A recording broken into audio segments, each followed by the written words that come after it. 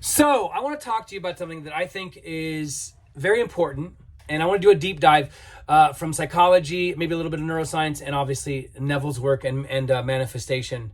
And that is a deep dive into doubt. But not just doubt, limiting beliefs, fears, the stories that we keep telling ourselves about ourselves, trauma, childhood trauma.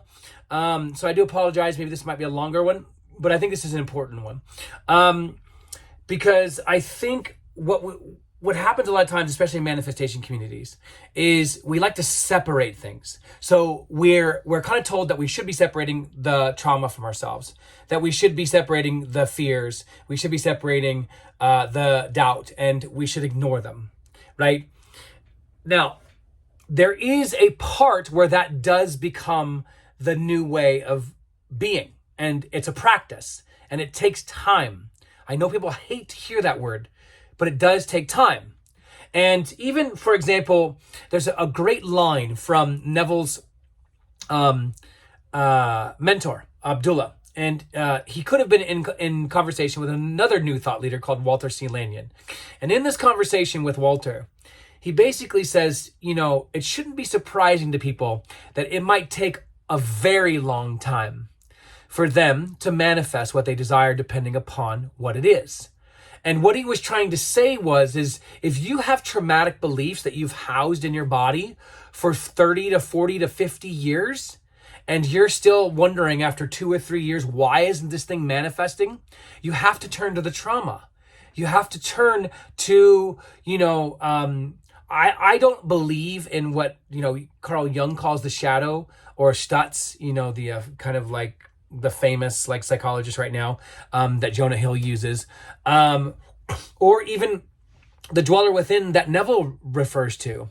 These aren't wrong, by the way, but I just come at them very differently, because what we call the shadow might be called something else completely different in a different culture, one.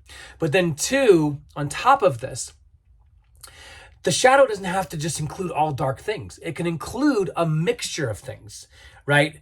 And so those good things can still be influenced by the bad things, right? So meaning, for example, if you end up falling in love with a person, but then they reject you, maybe the memory of that relationship was good, but some of the emotional baggage was bad. To me, that's a better understanding. However, I do agree with Neville, and I do agree with Jung, and I do agree with Stutz, right? That you need to come to a place where you learn to love those parts of yourself. And I'm going to give you a tip in a second on how to do that. Okay? But when we're talking about doubts always come from somewhere. When we talk about fear, confusion, even joy, everything that we feel in this body comes from somewhere. We don't just feel arbitrarily. Okay? So that means, for example, if I eat ice cream and I feel good, guarantee you're going to tie that to some sort of memory or some sort of belief. Okay, about joy or anticipation or when you were little or whatever it is. Nothing is standalone. Okay, so when the Bible says that the earth is the Lord's and everything in it, and the Lord represents the fruition of your desire through feeling, which is conviction, right? But they're tied together. The feeling becomes the conviction through practice, right? The more that you understand that, then you understand that no matter what emotion you will ever feel from birth to grave is always founded upon a belief, an emotion, or a memory. And in psychology, that's called your identity. That's called your personality. And yes, both of those, according to neuroscience, can be changed. There's no such thing as a solid identity. That is our culture, especially predominantly Western culture, that praises and worships the individual. Okay? And that's actually I'm not a big fan of that. I'm not a big pro-individualistic person, right? I'm very communal oriented and so on and so forth. And if you think about it, so are you. I mean, there are verses in the Bible that says, okay, deny your mother and your father. That's not literal. And if you read it literal, that's extremely dangerous and unhelpful, right? But what it is saying is that you have a body of beliefs, a family of beliefs, right? That you need to deny, okay? Now, denial, though, is a process. It's not something that you say, I don't have doubts anymore, from day one, and then tomorrow they aren't there. You can get to that point, And you can't have certain doubts or fears that you can overcome quite quickly, right? Neville does say if you practice this good enough, you can actually manifest or impress your subconscious within up to 20 seconds, right? But people read that and then they measure that against themselves now, with all the doubts, with all the fears, with all of those things that they're holding on to that might have a shelf life of 4 years, of 2 years, of a week ago, of 35 years. Whatever it is, they don't measure what he's saying against that. And he also says, listen, you're an emotional filter. What does that mean? That means you're constantly, day in and day out, you're filtering emotions. You're never not filtering an emotion, even while you're watching this, even if you move off of this, even if you press subscribe, even if you watch another video, even if you read a book, you're filtering emotions all of the time. Okay, that's never not a thing.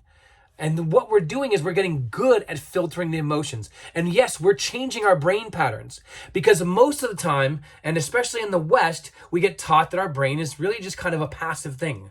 Right? It's just doing its thing and we go about our heart's just doing its thing and we just go about our life. Well, Neville's calling for the opposite. He's calling for active awareness, right? And the ability to go in and be actively creating. Okay? But to do that, you have to be fully aware of what your fears are, but not what, where. Where do they originate? Even Joseph Murphy, who was a student of Abdullah as well, had said, and he was a psychologist, that you must do the work of finding the originating memory or thought or emotion to get you to the point where you don't rely upon that anymore, where you don't identify with that anymore. That doesn't mean that 20 years down the line, you may not think about it again, but if you think about it 20 years down the line, you're going to think of it almost like you're a different person. It won't matter. And you can actually learn to appreciate these things, but you can also learn to revise these things. Revising is actually changing the memory, which is changing the person, right? Because as I've shared many times before, your identity is simply just a bundle of rewarded, repeated memories, okay? And that's why you need to use Neville's technique of revision, because it will change you and the past and your future, right? So again, there's nothing wrong with dealing with your doubts. If you're dealing with your doubts, you're not going to manifest more doubt, okay? You're actually healing. So that's going to actually manifest more healing, right? And so yes, go to therapy. If you feel so led to use medicine, use medicine. I'm not a medical doctor. I can't give you advice, but you do what you feel led to do and inspired to do. Okay? If it's meditation, do meditation. If it's something physical, do those. All of those that I've brought up, other than medicine, are backed by neuroscience and show that we can actually use things like exercise, like meditation, to down-regulate the amygdala, which is the emotional and fear center of the body, right? Which does tie to our hippocampus, which is our memories, right? And so again, very, very key to recognize and remember that part of manifestation is doing the deep work, okay? And that means, yes, as you're going along, manifesting the life of your dreams, but also manifesting healing, okay? Because if you sit there and you don't, you're going to bring all of that shadow with you. You're going to bring all of the limiting beliefs with you, okay? And this is why you can find people who are like their seventh marriage and they wonder what's wrong, right? And they don't realize that they're the common denominator, okay? And so I don't want that for anybody. I don't want that for myself. Neville didn't want it for anybody. And the very fact is that he even says imagination follows the track of habit. Okay, imagination, this follows the track of habit. What does that mean? It means that if you have habitually bought into a lie that you are always bad at money, then imagination will basically follow that habit of thought. Okay, so that means you've got to actually trace back where that thought originated, where that experience was taught to you, and begin healing it. Whether that mean you look at it from a positive angle, which I discourage because this is not just about happy thinking, but using revision, which actually changes the historical moment, right? And changes you and changes actually people involved, right? That's a very, very powerful technique on the mind. And it is. That's also in neuroplasticity, right? It's in memory consolidation. These are all neuroscientific terms that explain this process happening in real time, right? So I would encourage you, and I could go on longer than this. I'm probably going to do a workshop on this, but, deal with your doubts. Do not run from them. Do not hide from them. Do not fear them. Do not fear your fears. Do not fear your doubts. They don't deserve you and you don't deserve them, right? But Neville said that he would do anything in his power to spend the rest of his life to learn to love his dweller within, which is his metaphor for the embodiment of all his fears and limiting beliefs. So I want to end with this, and this is from the field of NLP, and I'm probably going to be doing a free ebook for people soon that shows you quite a few breakdowns of how to use NLP techniques. And this is called parts integration. Okay, what I want you to do is I want you to close your eyes, and I want you to imagine, okay, you sitting in a room. You can decorate the room, you can personalize it, whatever you want to do. Put loads of chairs around, you can put pillows on the chairs, whatever it is, make it yours. Dress up the room. You're the leader, and you then start populating each chair with every emotion. Okay, now you can either do this with every emotion, or you can just do it with the handful of emotions that you might be dealing with now. And what I want you to do is I want you to either, if you can, give them a face. If not, just give them a body. Make it personal. Okay? And then start talking with them. Why are you here? What are you teaching me? What am I supposed to learn? And the first day you may not hear anything. Day 3, you may not hear anything. Do this until you hear it talk back to you. What are you doing? Because fear, for example, might say, I'm just here to protect you, right? But then it's going to lead you back to a memory and emotion or a belief, right?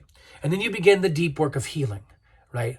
And yes, you can manifest while you're healing, because again, it's just going to give you more healing. Okay, so again, hope this was helpful. If you're looking for more professional science-backed coaching, get in touch. There's an email somewhere here. There's also a private free Discord group in my bio. If the link is dead, just get a hold of me via email or in the comments, and I'll be glad to get that to you. There's a very supportive community there that you can join. So much love to you. Be safe in the world, and I will talk to you soon.